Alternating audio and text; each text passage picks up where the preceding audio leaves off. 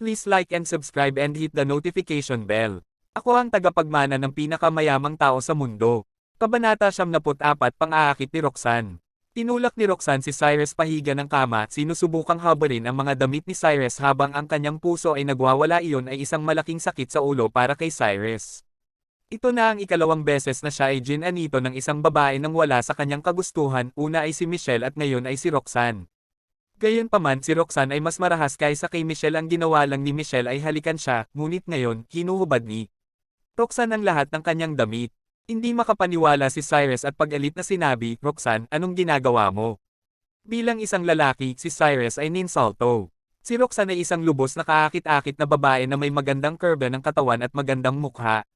Ngunit hindi niya naisip na pwede na siyang habaran ni Roxanne kapag gusto nito. Ng ina, ang lakas ng loob mo.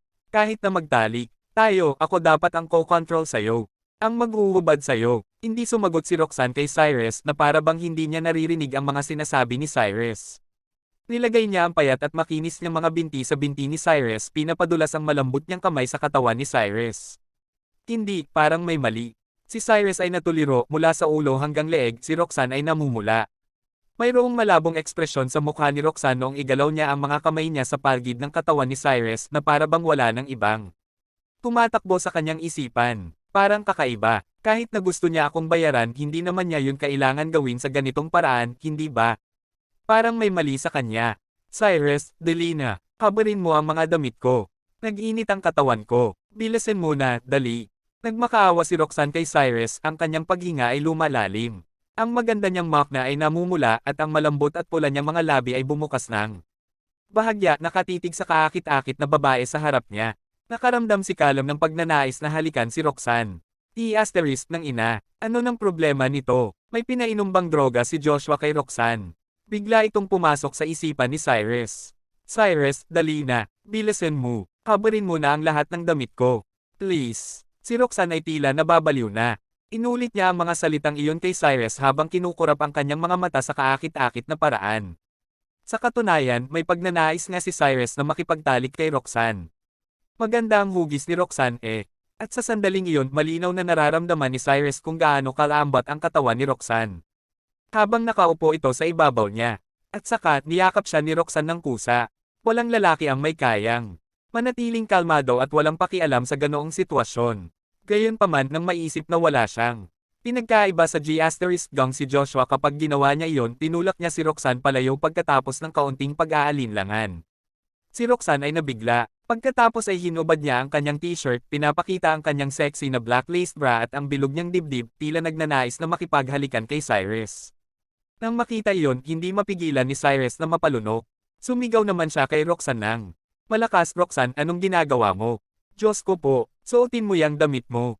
Bilisin mo. Oh, honey, ayaw mo ba sa hubad kong katawan? Kinagat ni Roxanne ang kanyang labi sa isang nang-aakit na paraan at nagtanong sa isang lubos na nakakatimping tono. Pagkatapos nun, sinubukan niyang habarin ang kanyang palda. Dali-daling umabot si Cyrus sa braso ni Roxanne upang pigilan ang babae at sinabi sa isang malalim na boses, "Roxanne, kumalma ka. Nababaliw ka na ba? Alam mo ba ang ginagawa mo?" "Hindi ko kayang kumalma, Cyrus. Ang init ng pakiramdam ko at hindi ako mapakali." "Come on. Alam ko ang ginagawa ko. Gusto ko lang makipaghalikan sa'yo," sagot ni Roxanne kay Cyrus habang dinidilaan ang kanyang mga labi sa isang kaakit-akit na paraan. Umabot si Roxanne para hawakan ang dibdib ni Cyrus. Ang amoy ni Cyrus ay nagsanhi kay Roxanne na huminga ng malalim. Sumasandal sa dibdib ni Cyrus, nararamdaman ni Roxanne ang pag-init din ng dugo ni Cyrus. Tumingin si Cyrus sa kaakit-akit na babae at isang ngiti ang lumitaw sa kanyang mukha. Sinubukan niyang pigilan ang kanyang nararamdaman at tinulak si Roxanne. Pahiga ng kama at binalot siya ng kumot. "Cyrus, anong ginagawa mo? Pakawalan mo ako. Nag-iinit ang katawan ko. Para bang nilalamon ng apoy ang balat ko. Hindi ko kaya. Nagmamakaawa ako sa'yo. Tulungan mo akong habarin ang mga damit ko. Pakiusap." Lubos na nagpumiglas si Roxanne sa kumot at nagmakaawa, sinisipa si Cyrus gamit ang kanyang paa. Gayunpaman kahit anong subok niya, napigilan pa rin siya ni Cyrus na makawala mula sa kumot. Lubos na nag-aalala si Cyrus na hindi niya magagawang tiisin ang tukso kapag pinakawalan niya si Roxanne sa kumot. Kung ganun, magiging magulo ang lahat. Pagkatapos magpumiglas ng higit pa sa kalahating oras marahan na pinaikit ni Roxanne ang kanyang mga mata at nakatulog habang balot pa rin sa kumot, maaaring dahil siya ay nahihilo o dahil ang epekto ng droga ay nawala na. Buti naman at tapos na.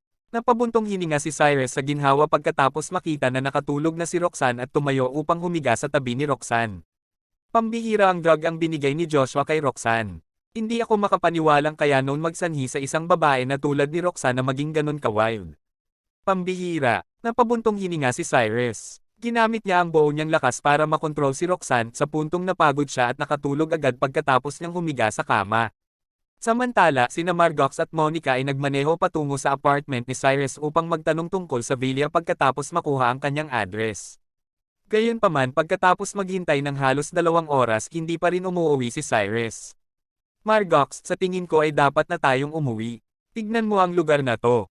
Hindi ako makapaniwala na may naninirahan sa ganitong lugar. Kung may pera talaga si Cyrus na bilhin ang villa na yun, bakit siya may ninirahan dito? Imposibleng siya yun. Wag nan tayong mag-aksaya pa ng oras, sabi ni Monica ng may nandidiring ekspresyon sa kanyang mukha, iniisip na. Tiyak na hindi si Cyrus ang taong bumili ng villa para kay Margox. Nag-alinlangan si Margox ng sandali at nilabas ang kanyang phone upang muling tawagan si Cyrus, ngunit ang phone ni Cyrus ay nakapatay pa rin. Anong ginagawa ni Cyrus? Bakit nakapatay ang phone niya? Napabuntong hininga si Margox sa inis. Tumingin siya kay Monica at sinabi, sige, anong oras na rin, umuwi na tayo. Wala tayong mapapala sa paghihintay rito. Sinabi ko naman sa'yo, dapat kanina pa tayo umuwi. Ang mahirap na lalaking tulad ni Cyrus ay hindi makakabili ng ganoong villa. Hindi na dapat tayo nagpunta pa rito, sumimangot si Monica at malungkot na. Nagreklamo. Pagkatapos noon sinundan niya si Margox at umalis ng lugar na iyon.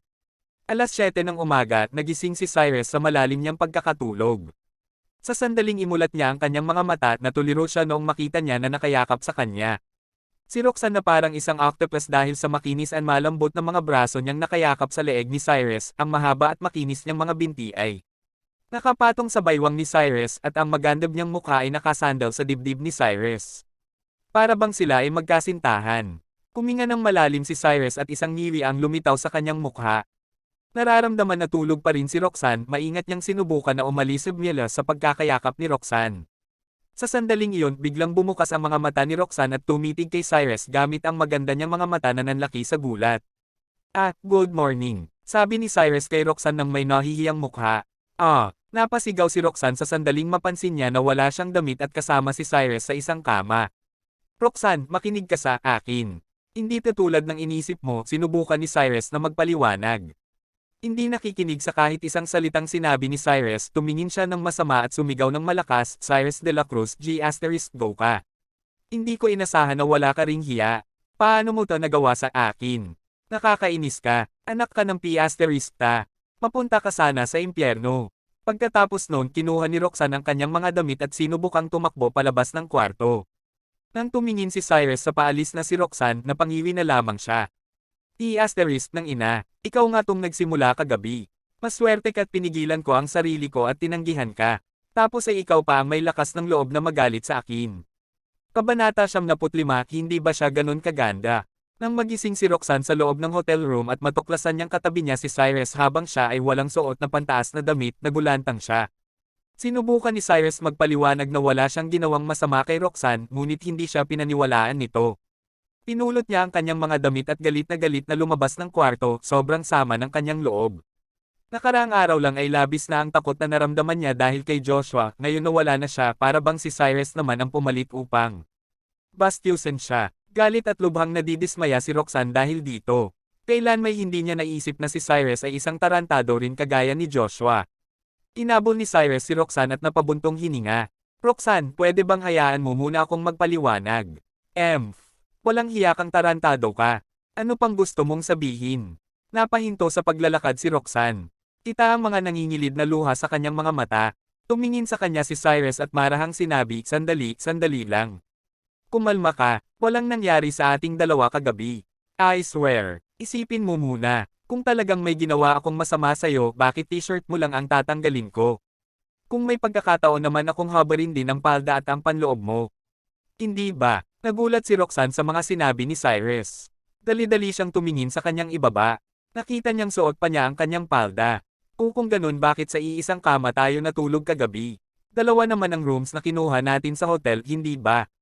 Ano ba talagang nangyari? Nauutal na sinabi ni Roxanne, kita ang kahihiyan sa kanyang mukha. Holy S asterisk T. Hindi mo ba talaga naaalala kung ano ang nangyari kagabi? Niloloko mo ba ako? Sambit ni Cyrus habang mayroong nag-aalangang ngiti. Well, I don't seem to remember anything.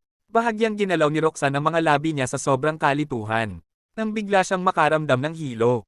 Ang tanging mga alaalang mayroon siya nakaraang araw ay noong nag-book siya at si Cyrus ng dalawang hiwalay na rooms, subalit nakalimutan niya na lahat ng mga nangyari pagtapos noon. Diyos ko, paano mo nagawang makalimutan yon? Nanlumo si Cyrus at siya ay napabuntong hininga. Sunod ay tinuro niya ang room sa tapat niya at sinabing tingnan mong mabuti. Kwarto ko ta at iyon yung sayo. Ikaw yung nagpunta sa akin kagabi at hindi ako. Sa sandaling marinig ni Roxanne ito, dali-dali siyang sumulyap sa paligid niya at natuklasan niya nga na totoo ang sinasabi niya. Talagang ang siya ang nagpunta kay Cyrus at natulog sa tabi niya. Hindi nagsisinungaling si Cyrus. Kung talagang mayroon siyang masamang balak dapat ay nandoon. Sila sa kwarto niya at hindi dito sa kanya. Kung ganun, anong nangyari kagabi? Bakit tayo magkatabi sa isang kama? Naguguluhang tanong ni Roxanne kay Cyrus.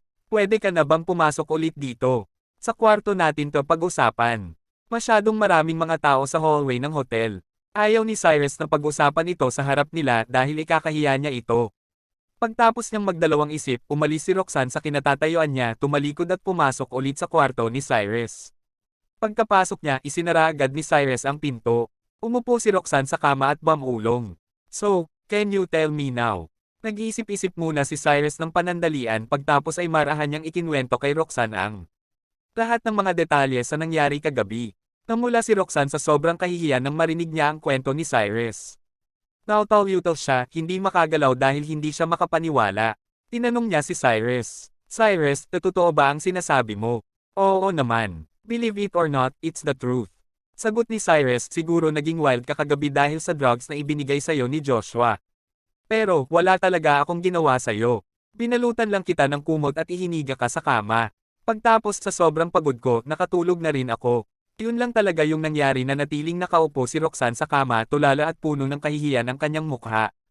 Palagi na lang mali ang pagkakaintindi niya sa mga ginagawa ni Cyrus kahit na ang totoo ay isa siyang gentleman. Nahihiya siya sa sarili niya.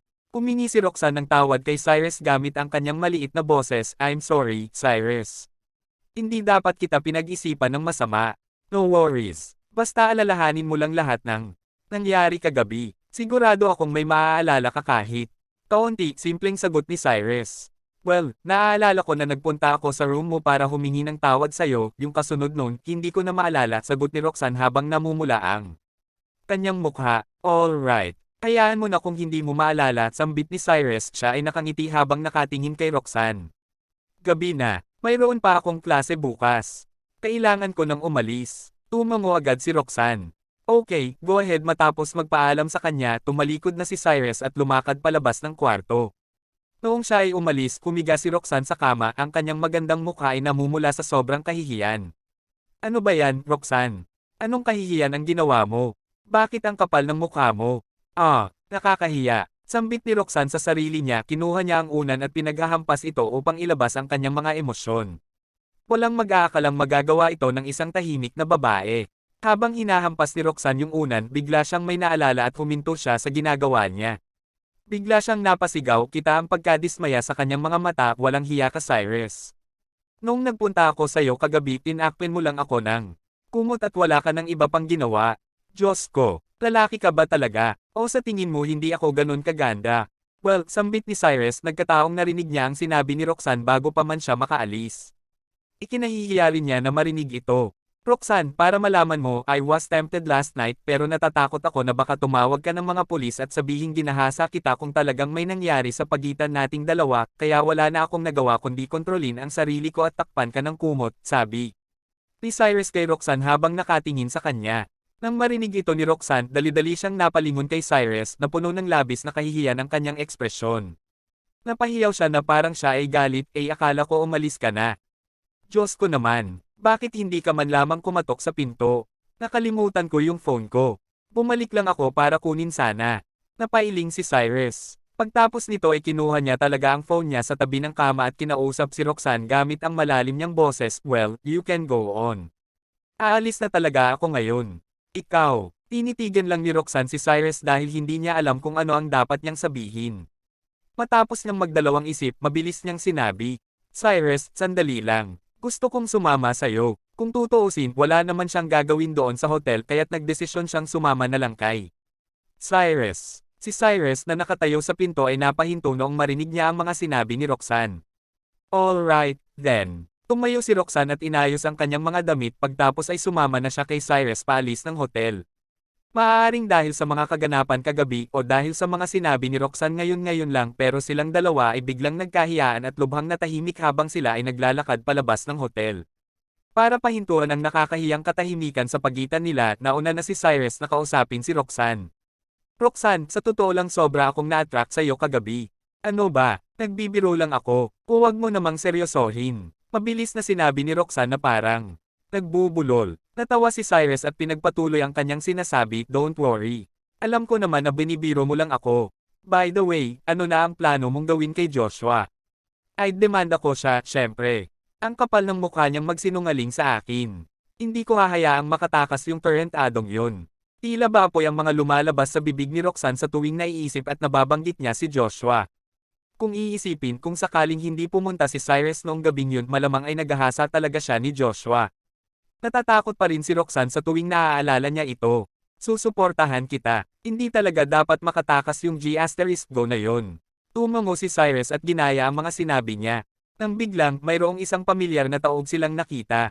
"Monica." Nabigla si Cyrus sa kanyang nakita. Hindi niya inaakalang makikita niya ang pinsan ni Margox na si Monica sa lugar na ito. Kilala ni Cyrus kung sino ang mayabang na babae na ito. Kapag nakita niya na magkasamang lumabas si Roxanne at siya sa hotel, tiyak napag-iisipan niya ng masama ang sitwasyon at sasabihin niya agad ito kay Margox. Para makaiwas sa gulo, tumalikod si Cyrus at pumasok ulit sa hotel, subalit huli na ang lahat dahil nakita na siya ni Monica. Sumigaw si Monica, ang kanyang mga mata ay naglalagablab sa galit. "Cyrus, huwag kang magtangkang tumakas." Kabanata 76, nakakahiya ka. Pagkatapos marinig si Monica na tawagin si Cyrus, bagad na nanigas si Roxanne. Lumingon siya upang tumingin kay Cyrus at bumulong, "Cyrus, kaibigan mo ba?" Ang babaeng yon. Parang nagkibit balikat si Cyrus at sumagot, tila nagmumukhang mapait. Asterisk ng ina naman. "Ang malas ko talaga ngayon. Ibigay ko lang kay Roxanne ng mahabang paliwanag tungkol sa nangyari kagabi at ngayon kailangan ko namang harapin ang mayabang na babae na tasa. Sandaling palabas na ako ng hotel. Jesus Christ. Siya ang huling tao na gusto kong makita ngayon. Bakit? Bakit to nangyayari sa akin?" Si Monica ay isang estudyante sa Santa Cruz Music College at ang hotel ay hindi malayo mula sa kanyang eskwela. Kaya mapapadaan siya sa hotel sa tuwing papasok siya araw-araw. Pagkatapos makumpirma na si Cyrus ngayon, nagsalita si Monica sa isang malalim na boses, siya ngayon napatingin naman siya sa babaeng nasa tabi ni Cyrus. Nang makita ang magandang mukha ni Roxanne, lumitaw ang pagkagulat sa mga mata ni Monica. Lumapit naman siya kay Cyrus. Tumingin si Cyrus kay Monica at isang ngiri ang lumitaw sa kanyang mukha. Sa katunayan, mukhang napakaganda ni Monica ngayong araw. Ang puti niyang sleeveless tight top ay pinapakita ang maganda niyang hugis. Binibigyang pansin ang maganda niyang baywang. Ang maputi at makinis niyang mga binti ay mukhang lubos na kaakit-akit sa kanyang denim shorts. At kasama ang pares ng asul na high-heeled sandals na suot niya at dyer bag na hawak niya, siya nagmumukhang isang fashionable, bata, at eleganteng babae. Kahit na isang magandang dalaga si Monica, walang magandang impresyon sa kanya si Cyrus. Napakunot ang mga kilay ni Cyrus at nagtanong, "Bakit? May maitutulong ba ako sa'yo?" Umangat ang mga kilay ni Monica at pag-alit na sumigaw, "Emph. Anak ka ng tita, kaya pala hindi ka namin mahanap ni Margox sa apartment mo noong pumunta kami roon kagabi. Kasama mo pala ang babaeng to sa hotel na ta. Cyrus de la Cruz. Mag-ingat ka nga sa mga sinasabi mo. Magkaibigan lang kami ni Roxanne," seryosong sagot ni Cyrus. Tumingin naman siya kay Roxanne at sinabi, "Roxanne, nagsasanhi lang siya ng bulo, huwag mo na siya pansinin." "Tara na, tumigil ka, pinapatigil kita." "Cyrus de la Cruz, hindi pa ako tapos magsalita. Bakit ba nagmamadali kang umalis?" Umabot si Monica at hinawakan ang braso ni Cyrus upang pigilan siya. "Ano ba nang kailangan mo?" Inirapan siya ni Cyrus at naraitang nagtanong. "Oh, ano sa tingin mo ang kailangan ko?" Tumingin si Monica kay Roxanne na nakatayo sa tabi ni Cyrus at nagpatuloy sa isang pekeng malambing na boses, Cyrus De La Cruz, hindi ko kailanman inasahan na makakakuha ka ng ganito kagandang babae para idala sa isang hotel. Mabuti naman. Si Roxanne ay nairita sa sinabi ni Monica at paggalit na sinabi, please, huwag kang magkamali ng akala sa amin. Magkaibigan lang kami ni Cyrus. Wala kami sa ganoong relasyon. Magkaibigan lang. Kalalabas nyo lang dalawa sa isang hotel ng magkasama. Hindi nyo ikan maloloko. Hindi ako isang tanga, naiinis na sinabi ni Monica habang mayroong pekeng ngiti sa kanyang mukha. Monica, sabihin mo na lang sa Kin. Ano bang kailangan mo? Tumingin sa kanya ng masama si Cyrus at napasigaw sa galit, ang mga ugat sa kanyang noo ay naglalakihan. Oh, huwag ka namang magalit. Gusto lang naman kitang baitin, nagpapakyut na sabi ni Monica. Napatingin naman siya sa hotel sa harap niya at nagpatuloy, mahal ang isang kwarto, hindi ba?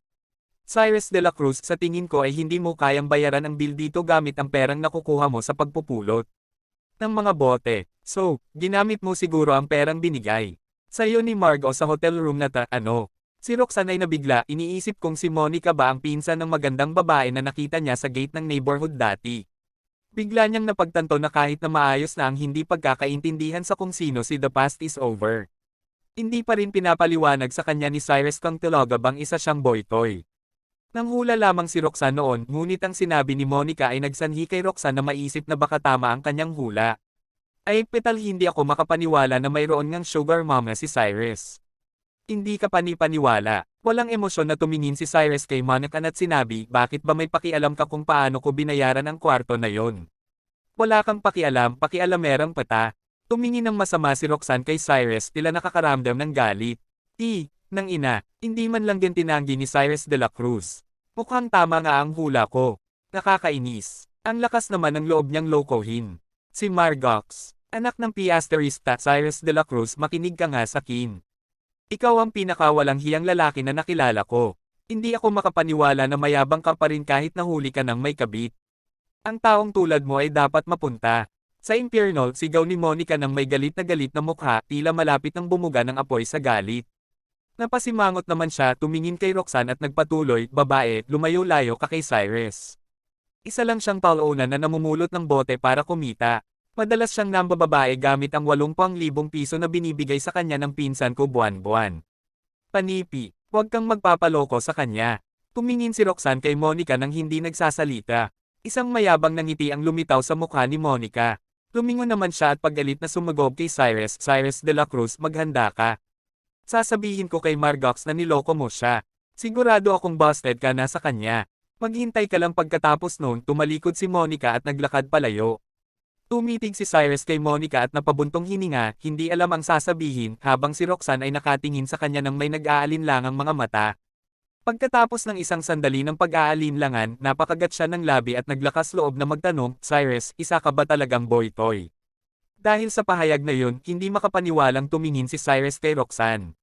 Noon lamang niya napagtanto kung ano ang malaking gulo na pinasok niya. Nagkaroon ng maling akala si Monica kay Cyrus at inakala na niloloko niya si Margox pagkatapos silang makita ni Roxanne na palabas ng hotel ng magkasama, at ngayon, pagkatapos marinig ang sinabi ni Monica, akala ni Roxanne ay isang boy toy si Cyrus. Pinamalas nga talaga ngayong araw si Cyrus. Tahay ina, ang laking hindi pagkakaintindihan, na pabuntong hininga si Cyrus. Roxanne, makinig ka sa Kin. Hindi to tulad ng iniisip mo. Kasi, nautol si Cyrus at hindi alam kung paano iyon lilinawin. Well, Cyrus, hindi mo naman kailangang magpaliwanag sa Kin. Magkaibigan lang tayo. Wala yung kinalaman sa Kin. Wala nga akong pakialam kung mayroon kang sugar mama, sabi ni Roxanne nang may poker face at nagsimulang maglakad. Roxanne, pakiusap, hayaan mo akong magpaliwanag. Hindi naman. Dali-daling hinabol ni Cyrus si Roxanne. Cyrus, sinabi ko naman sa'yo. Magkaibigan lang tayo. Hindi mo kailangang magpaliwanag sa akin. Tumingin si Roxanne kay Cyrus at nariitang sinabi. Pagkatapos ng isang sandali, nagpatuloy siya, Cyrus, alam kong may nararamdaman ka para sa akin. Nagkaroon tayo ng hindi pagkakaintindihan noong nakaraan dahil sa nangyari kay Joshua, at may nasabi na akong masasamang mga salita sa'yo. Humihingi ako ng tawad sa'yo tungkol doon. Sa katunayan, natutuwa nga ako sa'yo, kahit na isang ordinaryong lalaki ka lang, mabait ka sa Kin. Sa tingin ko, kung sinabi mo sa Kin na mayroon kang gusto sa Kin, baka sinubukan ko pang makipag-date sa'yo. Gayunpaman hindi ko kailanman inasahan na isa kang boy toy. Disappointed talaga ako sa'yo. Tumitig si Cyrus kay Roxanne nang may ngiwi sa kanyang mukha, ang kanyang mga mata ay nanlalaki sa gulat. Kailan ko sinabi na may gusto ako sa kanya? Diyos ko, maling akala na naman. Matagal nang ang gusto ni Cyrus na magkaroon ng girlfriend. Nagpapanggap lang naman sila ni Margot na sila ay magkasintahan at gusto rin naman ni Margot ng isang boyfriend. Walang mali kung makikipagkita si Cyrus sa ibang babae. Si Roxanne ay kaakit-akit, maganda at mabait. At mas mahalaga, siya ay hindi mahilig sa pera di tulad ng ibang babae. Mayroon ngang magandang impresyon sa kanya si Cyrus, ngunit hindi niya kailanman naisip na may gusto siya kay Roxanne. At saka, hindi niya maintindihan kung bakit naisip ni Roxanne na siya ay isang boy toy. Cyrus, dapat ay maging lalaki ka na may matatagpo paninindigan. Hindi ka kailanman mamaliitin ng ibang tao dahil lang mahirap ka. Kung kailangan mo ng pera, pwede kang magtrabaho ng maigi, pero bakit pinili mo pang maging isang boy toy? Nakakahiya ka. Tumingin si Roxanne kay Cyrus at sinabi iyon. Nagtawag siya ng isang taxi at sumakay roon. Pagkatapos ng isang sandali, ang taxi ay naglaho sa paningin ni Cyrus. Si Cyrus ay talagang nalungkot. Lubos siyang binaghirap para makipagbati kay Roxanne. Gayunpaman, nagpakita si Monica at sinira ulit iyon. Kabanata 77, mayroong magnanakaw sa klase. Pagkatapos umalis ni Roxanne, nagtaksi si Cyrus patungong Laguna University. Ang nangyari sa harap ng hotel kanina ay nagsanhi kay Monica na maniwala na si Cyrus ay mayroong tinatagong relasyon kasama si Roxanne, at ngayon, akala ni Roxanne ay isang boy toy ng isang mayamang babae si Cyrus. Nang maisip na ganoon ang tingin ng iba sa kanya, si Cyrus ay lubos na nalungkot at nabaalisa. Napabuntong hininga siya sa taxi at bamulong hindi talaga madaling itago ang tunay kong pagkatao. Nakakapagod. Pagkatapos ng kalahating oras, nakarating na siya sa Laguna University. Bumaba siya ng taxi at naglakad patungo sa lecture hall. Noong pumasok si Cyrus sa lecture hall, ang ilan sa kanila ay tumingin sa kanya ng may nagtatakang mga mata. Nang mapansin niyon, tumigil ng sandali si Cyrus at umupo sa tabi ni Liam at Ryan.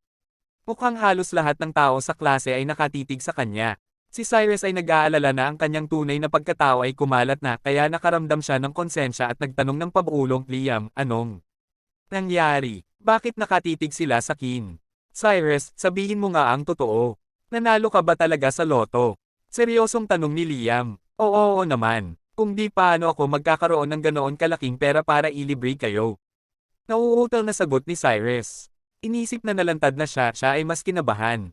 Seryoso ba? Huwag kang magsinungaling sa akin. Babala sa kanya ni Liam.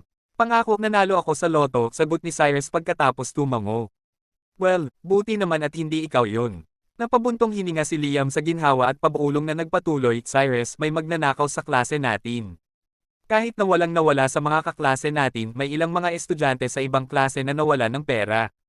Mag-ingat dapat tayo. Ano, may magnanakaw. Natuliro si Cyrus. Sa wakas ay nalaman na niya ang dahilan kung bakit nakatitig silang lahat sa kanya kanina. Akala pala nila ay siya ang magnanakaw. Tinanong mo ba sa akin kung nanalo talaga ako sa loto kanina kasi pinaghihinalaan mong ako yung magnanakaw na yon? Tanong ni Cyrus kay Liam nang may seryosong mukha. Kahit na walang pakialam si Cyrus kung pinaghihinalaan siya ng iba bilang isang magnanakaw. Si Liam ang huling taong inakala niya na maghahinala sa kanya. Bumigat ang dibdib ni Cyrus. Hindi ganon. Hindi kita pinaghihinalaan, buddy. Nagtanong lang ako, sagot ni Liam nang may awkward na ekspresyon sa kanyang mukha. Tumingin si Ryan ng seryoso kay Cyrus at sinabi, Cyrus, makatwiran naman na paghihinalaan ka ng iba na ikaw ang magnanakaw. Ang laki ng perang ginastos mo. Para i-break kami ng pagkain noong nakaraang araw at panay gastos ka ng pera nitong mga nakaraan kahit hindi mo naman gawain yon. Dahil doon, hindi naman nakakagulat na ikaw ang taong paghihinalaan nila. Sumagot si Cyrus ng may poker face, never mind. Wala akong pakialam sa iniisip nila. Anyway, hindi ako ang magnanakaw. Natulala siya ng sandali, inisip na ang sinabi ni Ryan ay makabuluhan nga. Tubos nga siyang nagbago nitong nakaraan kaya normal lang para sa iba na maghinala na siya ang magnanakaw. Tumingin si Ryan kay Cyrus at nagpatuloy, oo nga pala, binayaran ni Liam ang class fee para sa'yo. Salamat. Magkano yun? Babayaran kita, tanong ni Cyrus kay Liam. Wag na, mura lang naman yun. Ilibre mo na lang ako ng pagkain mamaya, walang baalang sagot ni Liam. Sige, nakangiting sagot ni Cyrus. Ilang beses nang binabayaran ni Liam ang class fees para kay Cyrus dahil alam niya kung gaano kahirap si Cyrus at kadalasan iliiber ni Cyrus si Liam pagkatapos noon. Kahit na hindi iyon masyadong pinapansin ni Cyrus, palagi niya yung tinatatak sa isip niya. Habang sila ay nag-uusap, ang tunog ng takong ibiglang maririnig sa labas ng classroom at ang buong lecture hall ay agad na natahimik. Pagkatapos noon, ang head lecturer ni Cyrus, si Sheila, ay kaaya-ayan pumasok sa classroom. Si Sheila ay mukhang lubos na kaakit-akit ngayong araw. Mayroon siyang suot na black sleep dress na mayroong hiwa sa isang gilid, pinapakita ang maganda at makinis niyang mga binti at sexy na mga curve. Ang kanyang malaking dibdib payat na baywang at bilog na likod. Ang kanyang mga paa ay may suot na high-heeled sandals, nagsasanhi sa kanya na magmukhang kaakit-akit. Tinuliro nito ang lahat ng mga binata sa lecture hall. Pagkatapos yumapak sa podium, binaba ni Sheila ang librong hawak niya at sinabi, "Ladies and gentlemen, mayroong nababalita ang theft cases sa ating paaralan nitong mga nakaraan. Pakiusap ay sabihin niyo sa kin kapag may nawala sa inyo at pakiusap ay huwag kayong magdala ng anumang valuable na gamit dito." Dahil doon, ang bawat taong naroon ay napatingin kay Cyrus. Napansin ni Sheila ang pagtingin ng lahat ngunit wala nang sinabi patungkol sa theft cases. Sa halip, sinabi niya ng malakas, "Ilabas ang inyong textbooks. Simulan na natin ang ating klase." Ang pagtingin ng lahat ng naroon ay lubos na binalisa si Cyrus. Napangiwi siya ngunit walang balak na magbigay ng anumang paliwanag kahit ano pa ang sabihin niya, hindi niya mababago ang opinyon ng lahat tungkol sa kanya. Sa sandaling iyon, sina Kai, Faye, Diana, Jenny, at Mark ay magkakatabi at nagbubulungan sa isa't isa sa sulok ng lecture hall. Nanliit ang mga mata ni Kai at pabulong na nagtanong, "Mark, nasayo na ba ang lahat ng kailangan natin?" "Oo, huwag kang mag-alala. Nakahanda na ang lahat. Hintayin mo na lang ang palabas," sagot ni Mark nang may masamang ngisi, "Kay tatanggap lang ng class monitor ang lahat ng class fees." Nakita kong nilagay niya ang pera sa bag niya. "Habang gym class natin mamaya, kailangan lang nating kuhain ang pera mula sa bag ng mentor at ilagay yun sa bag ni Cyrus." Mahusay, natutuwang tumango si Kai. Napatingin naman siya kay Cyrus at mahinang sinabi, Cyrus de la Cruz, ang lakas ng loob mong galitin ako. Patay ka sa kin." Hindi ko kaya. Hindi ko ta kayang gawin." Sumusobra na to, umiling si Diana at sinabi ng may bakas ng pagkakonsensya, tila nababahala. "Bakit? Diana, nakalimutan mo na ba kung paano ka pinahiya ni Cyrus noong nakaraan?" Paggalit na sabi ni Faye ng may seryosong mukha. "Anong gagawin natin kapag may nakaalam tungkol dito?" "Hindi ko kaya. Natatakot ako," nag-aalinlangan na sabi ni Diana. "Huwag kang mag-alala, Diana. Walang makakaalam tungkol sa plano natin." Umiti si Mark at sinubukan siyang pakalmayan, sino pala ang gagawa ng lahat na ta? Biglang tanong ni Jenny. Nang marinig iyon, lahat sila ay napatingin kay Mark. "Mark, hindi ba't sinabi mo na may gusto ka kay Diana? Ito na ang moment mo. Patunayan mo sa kanya ang pagmamahal mo." Si Faye ay isang matalinong babae at hindi hahayaan ang kanyang boyfriend na si Kai na gawin iyon. Kaya tinulak niya iyon kay Mark para siya lang ang masisisi kapag may nakaalam ng katotohanan. Nag-iisip ng sandali si Mark, pagkatapos ay tumango siya at sumagot, "Sige, ako na ang bahala, Mark." "Anong?" Bago pa man matapos si Diana sa pagsasalita, nagsalita si Mark ng may pagmamahal sa kanyang mga mata. "Ayos lang, Diana. Mahal kita. Handa akong gawin ang lahat para sa'yo." Nang marinig ang sinabi ni Mark, napamura na lamang si Diana sa kanyang isipan at hindi na nagsalita pa. Kabanata 78, Pagkalinga ni Sheila. Matapos ang ilang saglit ay tumunog na ang bell, nangangahulugang tapos na ang aralin. Magarang lumabas si Sheila palabas ng lecture hall nang may bitbit na libro nang marinig niya ang bell. Si Ryan ay nakatitig sa kanyang kagandahan at siya ay napabuntong hininga. "Case, sobrang hot talaga ni MS. Isidro, kung magkakaroon ako ng girlfriend na katulad niya ay handa akong ipagpalit ang 10 taon ng buhay ko." "Oh, tumigil ka sa kakapantasya mo, pre. Alam kong baliw na baliw ka sa kanya. Ilang tissue kaya ang magagamit mo mamayang gabi?" Pangangasar ni Liam ng may halong pagngisi. "Well, siguro ay kaunti lang. Siguro isang roll lang," sagot ni Ryan ng may malumanay na ekspresyon. Habang nakikinig sa usapan ni Ryan at Liam, naalala ni Cyrus ang napag-usapan niya at ni Sheila. Talagang alam ni Sheila ang tingin sa kanya ng kanyang mga estudyante. Kahit sa paningin ni Cyrus ay talagang sobrang sexy at kaakit-akit siyang babae, alam niya hindi siya kalad Karen tulad ng akala ng iba. Bagkus ay isang siyang Maria Clara. Habang si Cyrus ay nakatuon pa rin sa kanyang iniisip, si Sheila na nasa lecture hall na ay biglang bumalik at sumigaw habang nakatayo sa pintuan, "Cyrus!" Nang marinig ni Cyrus ang pagtawag ni Sheila ay mabilis itong tumayo at nagpakita ng pagkalito sa kanyang mukha at nagtanong, "MS. Isidro, anong maipaglilingkod ko sa inyo?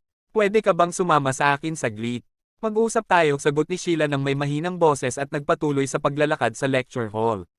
Matapos ang ilang saglit na pag-aatubili, si Cyrus ay tumayo at sinundan siya palabas ng classroom. Nang makita ni Liam at Ryan na lumabas si Cyrus kasama si Sheila ay may isang ideya ang biglang pumasok sa kanilang mga isip. Liam, napansin mo ba? Tila ba ay masyadong close si Cyrus kay MS? Isidro nitong mga nakaraang araw. Bulong ni Ryan kay Liam. Oo nga ang weird. Bahagyang napatango si Liam at napasingkit ang mga mata. Sa tingin mo ba ay nagde-date si Cyrus at MS? Isidro, baliw. Paano naman iyon mangyayari? Paanong magugustuhan ni MS? Isidro si Cyrus. Malakas na sabi ni Ryan. Well, who knows? Kahit na mahirap lang si Cyrus. Siya ay gwapo at responsableng lalaki. Kaya naman ay hindi imposibleng magkagusto sa kanya si MS. Isidro, mahinang sabi ni Liam. Nang marinig ito ay bahagyang napaisip si Ryan. Matapos ang ilang saglit ng pag-iisip ay napatango ito at sinabing may punto ka dyan. Mayaman naman kasi si MS. Isidro, kaya siguro ay walang kaso sa kanyang kung mahirap lang si Cyrus. Siguro ay nagde-date talaga sila. Kailangan nating tanungin si Cyrus tungkol dito sa kanyang pagbalik, sambit ni Liam nang may ngiti sa labi. Samantala, dinala ni Sheila si Cyrus sa isang liblib na sulok at huminto sa paglakad. Pagkatapos ay tiningnan niya si Cyrus nang may bakas ng pagtatanong sa kanyang mga mata.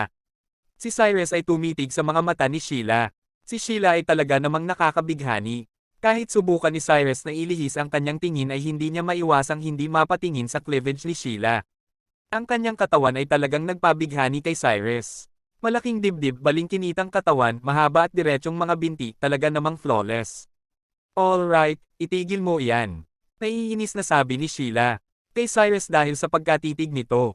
Nang marinig niya ang sinabi ni Sheila, napakamot na lamang si Cyrus sa kanyang ulo dahil sa kahihiyan at sumagot ng may nahihiyang ngiti, pasensya na, MS. Isidro, pero talagang kaakit-akit kayo. Hindi ko mapigilan hindi mapatingin sa iyo. Tinarayan siya ni Sheila at naglabas ng isang business card mula sa kanyang bulsa at nagpahayag sa isang maluminay na tono, ito ang business card ng aking kaibigan. Ang address ng kanyang bar ay nakalagay sa card. Bukas ito para sa business ngayong araw, pwede kang pumunta dyan pagkatapos ng iyong klase mamayang hapon. Sabihin mo sa bar owner na estudyante kita, pagkatapos mo sabihin ay alam niya na ang gagawin. Natulungan kitang makipag-negotiate ng sweldo na $100 kada araw. Ayos ka na ba doon? Oo naman. Maraming salamat, MS. Isidro. Kahit na hindi naman gusto ni Cyrus na magtrabaho bilang waiter sa bar, nangako siya kay Sheila na kukunin niya ang trabaho sa bar ng kanyang kaibigan, kaya naman ay wala na siyang ibang choice kung hindi sundin ang sinabi ni Sheila. Hindi mo kailangan magpasalamat, Cyrus. Ang kaibigan kong ito ay bahagyang mainitan ang ulo, kaya naman ay maging maingat ka sa mga ginagawa mo para hindi mo siya magalit. Payo ni Sheila ng may mahinang boses. Okay, naiintindihan ko. Sagot ni Cyrus ng may kasamang pagtango. Well, iyon lang naman ang aking sasabihin. Maaari ka nang makabalik sa klase. Pagkatapos nito ay kinaway ni Sheila ang kanyang kamay at umalis na. Si Cyrus rin ay tumalikod na pabalik sa lecture hall. Subalit bago pa man siya makahakbang pabalik ay bigla siyang pinigilan ni Sheila at sinabing, Cyrus, saglit lamang. Tumalikod si Cyrus at tumingin kay Sheila ng may nalilitong ekspresyon, MS. Isidro, may maitutulong pa po ba ako sa inyo? Well, nitong nakaraan ay maraming nangyaring pagnanakaw. Sigurado akong alam mo ang tungkol doon, tama. Pinagmasdan ni Sheila si Cyrus at nagtanong gamit ang mahinang boses. Nang marinig ang sinabi ni Sheila, sumama ng bahagya ang loob ni Cyrus, akala niya ay pinaghihinalaan din siya ni Sheila. Oo, alam ko, tumango si Cyrus, kumurba ang kanyang mga labi. Pinagmasdan ni Sheila si Cyrus at seryosong sinabi, well, mag-ingat ka. Ingatan mo ang pera at mga gamit mo. Kaya pala, parang maraming estudyante sa klaseng ito ang mali ng pagkakaintindi sa iyo. Huwag mo iyon damdamin. Alam kong hindi ka ganoong klaseng tao. Hindi mo kailangang problemayan ang iniisip nila. Malilinas ang pangalan mo sa oras na mahanap na ang magnanakaw at malalaman nila kung gaano sila kamali. Nagliwanag ang mukha ni Cyrus habang nakatingin kay Sheila at labis siyang naantig sa sinabi nito. Nawalan siya ng sigla dahil mali ang interpretasyon niya sa komento ni Sheila. Akala niya ay pinaghinalaan siya nitong magnanakaw, pero iyon pala ay pinapagaan lang talaga nito ang loob niya na yumentig ng sobra sa puso ni Cyrus. Well, iyon lang. Huwag mo kalimutan na pumunta sa bar ng kaibigan ko pagkatapos ng klase nang makitang hindi sumagot si Cyrus, tumalikod si Sheila at naglakad na palayo. Tinitigan ni Cyrus si Sheila habang bumubagsaw naman ang halo-halong emosyon sa loob niya. Maraming tao ang nang maliit kay Cyrus noong mahirap pa siya at pinakitunguhan lang siya ng maayos matapos malaman na mayaman pala siya. Ngunit kahit na ganoon, mayroon pa rin ilang tao na talagang inaalala siya kahit na mayaman man siya o hindi, at isa si Sheila sa mga taong iyon. Habang iniisip ito, nakaramdam si Cyrus ng kiliti sa kanyang puso. Lumabas bigla sina Liam at Ryan mula sa lecture hall. Sinabi ni Liam, "Cyrus, huwag mo nang tignan si MS. Isidro, alam namin kung gaano siya kaganda. Pumunta na tayo sa gym class." "O sige, tara na," walang emosyon na sagot ni Cyrus. Pagkatapos nito, tumalikod siya at nagpunta sa gym kasama ang dalawang kaibigan. Inakbayan ni Ryan si Cyrus at nakangiting. Nagtanong Cyrus, "Parang nitong mga nakaraan ay nagiging malapit ka kay MS. Isidro, magkarelasyon ba kayo?" "Oo nga, Cyrus, iniisip ko rin iyon." "Bakit parang palagi kang kinakausap ni MS? Isidro, nakangisi si Liam habang inaasar si Cyrus. "Oh, please." Lumapit lang siya sa akin para ipasok ako sa isang part-time position sa bar ng kaibigan niya. "Kung interesado kayong dalawa, pwede niyo rin akong samahan doon," sagot na lang ni Cyrus. Nang marinig iyon, kinaway ni Ryan ang kamay at mabilis na sinabi, "Kalimutan mo na. Hindi ako interesado na mag-part-time job. Ayaw ko rin. Hindi ako interesado," gaya ni Liam. Sa ngayon sina Kai, Faye, Mark, Jenny at Diana ay nagkukumpulan sa paligid ng isang desk sa lecture hall, nagdadaldalan imbes na pumunta sa gym. Ilang minuto ang nakalipas, halos lahat ng estudyante sa lecture hall ay nakaalis na, maliban na lang sa class president na si Anne. Kinuha ni Anne ang lahat ng class fees at nilagay ito sa school bag para itago. Sa ngayon, iniisip niya kung dadalhin niya ba ang pera sa gym. Medyo kinakabahan na si Kai. Kung dadalhin ni Anne ang pera, hindi sila magtatagumpay sa kanilang plano. Kaya naman, lumingon si Kai kay Faye, Diana at Jenny at commendat. Nang maintindihan ang ibig sabihin ni Kai, tumayo si Faye at lumapit kay Anne at nakangiting sinabi, "Anne, bakit hindi ka pa pumupunta sa gym?" Sabay na tayo. "Well, ang totoo, ilisip ko." Bago pa matapos ni Anne ang sasabihin, hiniblot ni Jenny ang braso ni Anne. At natatarantang sinabi, "Anne, ano pa ang hinihintay mo? Kung hindi pa tayo pupunta sa gym ngayon, mahuhuli na tayo. Baka magalit na naman ang gym lecturer natin na mainitan ang ulo." Pagkatapos nito, hinailan ni Jenny si Anne palabas ng lecture hall kasama ni Faye. Sandaling nag-alinlangan si Kai sa kanya. Sinundan ng mga ito palabas ng lecture hall. Pagkatapos umalis ni Anne at ng iba, si Mark na lang ang naiwan mag-isa sa lecture hall.